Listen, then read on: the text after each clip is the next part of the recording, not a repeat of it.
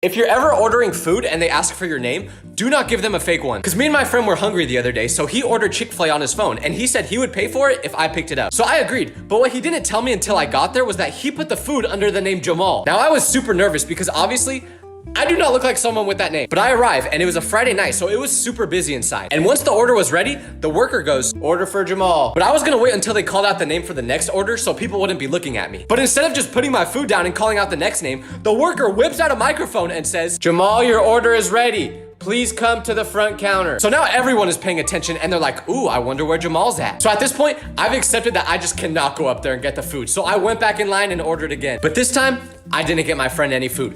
That's what he gets.